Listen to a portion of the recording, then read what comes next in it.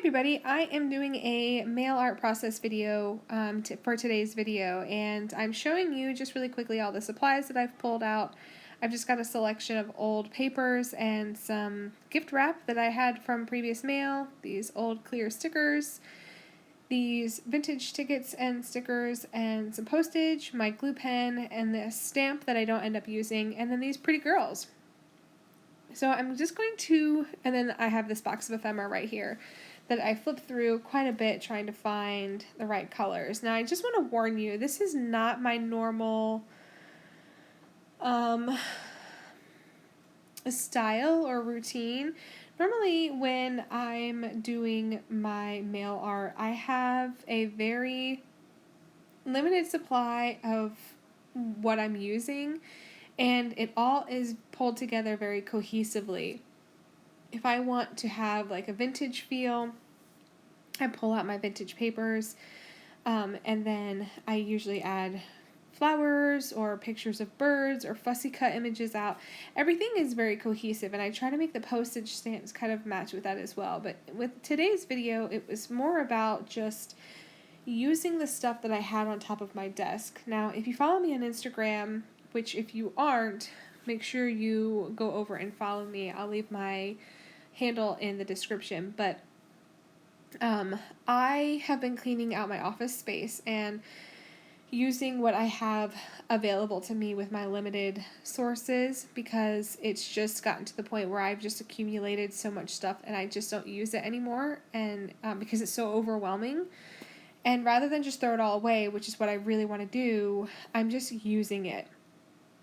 And so that's what these supplies are. All of these things were just sitting on my desk, trying to decide if I was just going to chuck it or use it. And in the end, I decided to pull out some envelopes and just try to use it. And so that's what I've done. I've just laid down some of that paper. I used an old gummed address label, some stickers that I showed you, and then I'm choosing some vintage postage right here that has been canceled, and it's from other countries.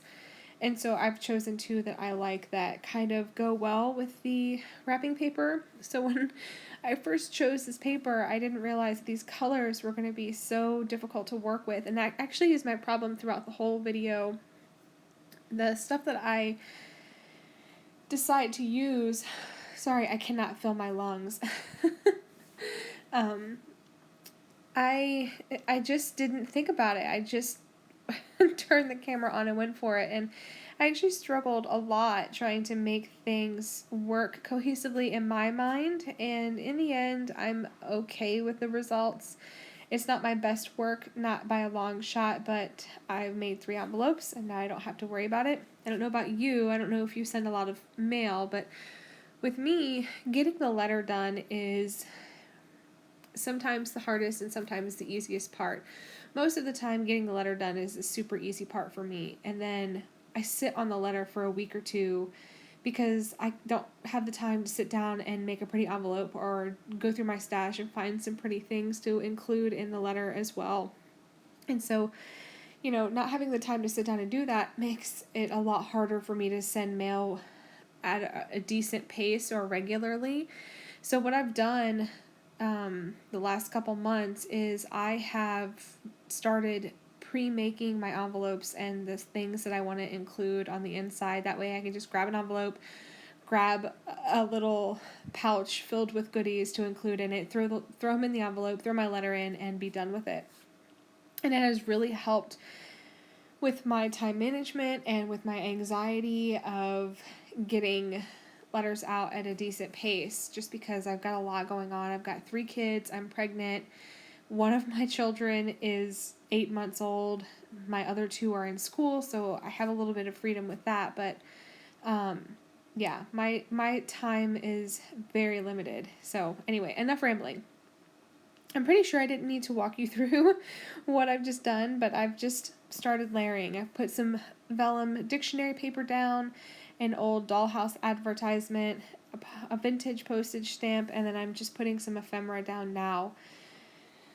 I have to say, again, because I didn't pull out the labels that I like to use, that created a pretty big problem in my mind. Like, I have this huge label, it's covering up most of the envelope, but I have all these other things, I've got to make them work, and normally I use a little bit smaller label, and I run it through my typewriter with the name and address, and with this, I was just trying to, use the supplies that I had, and it's just so out of my comfort zone to do things this way, but I'm sure it works for a lot of people, and I'm sure you guys don't mind and you're not being as critical as I am. So, I hope not anyway. I hope that's not why you're here, to be super critical over something. But yeah, I am just getting it done. I'm gluing down all these postage stamps and that old vintage ticket, and I'm moving on. Now, I'm going to warn you right now. This envelope freaking threw me through the ringer, and you won't be able to tell because I've edited the video to cut out all of the empty space where I'm desperately searching for something else to add to this envelope. But yeah, the colors of this paper, and the paper is like cotton. It almost feels like fabric. I'm pretty sure it must be homemade paper because it's just so thick. So that's why I used the glue pen as well as the paper tape, because I wasn't sure what was going to hold as nicely or as well. Anyway, I'm moving through this ephemera box again to try to find colors, yellows, pinks, and purples, which I don't have, I don't have any of, apparently. When I was trying to make this video, I just couldn't find anything. And I didn't want to use this vintage style label on here because the paper just didn't mesh with that. So I end up pulling from my stash, and there was like a 2-minute pause there that I saved you from, of me desperately looking through my stash to find something to put the address on. And in the end, I choose this Stalogy, oh my god, brain fart, Post-it note that I got in a stationery selection kit a couple months ago, and it's this beautiful gold bordered Post-it note, and it's just beautiful, and it worked perfectly, but it took me forever to find it, but it's down. I used paper tape to glue it down, so hopefully it doesn't come up, and now I'm just adding other like colored things. I'm looking through these stamps to try to find something. I can't find anything, so I end up pulling my other box of stuff that I have on my desk, that I end up finding another postage stamp that kind of works. Look at me, just desperate. Someone please help me. Yeah. So I pulled this out, and this is an old check from the 40s or 50s, and it has been stamped on the back, and they used to do this back then where they would stamp whenever the check was processed through the bank. And they all have different sizes and color inks, and it was just really cool. So I fussy cut a bunch of them and had them in this little bucket on my desk, and then I found this other stamp from China that had a pink border, and I thought it looked decent. And I'm still fussing. I'm so frustrated that I decided to just kind of shoot from the hip on this video, because I'm under pressure because I'm filming live, and I'm under pressure because I can't walk away from the camera to go sort through my things to try to find something else to make this work. And yeah, I don't know. I don't think I'll film this way again. I'll try to be more cohesive with things next time. But I wanted to use this stuff that I had on my desk. I didn't want to just throw it away, so I'm sorry, I should have edited that little space out, but yeah, I was just looking desperately. Look, there's the bump. That's why I can't get any oxygen into my lungs. So I'm just showing you here that I'm leaving that space empty so I can fit my postage on it, especially if it goes international.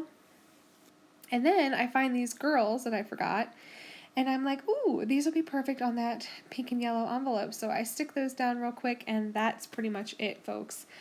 I hope this voiceover didn't turn you off because it was so terrible. And I hope you enjoyed the video. If you have any questions, just leave them down below. And yeah, I'll catch you guys next time. Thanks for hanging out with me. Bye.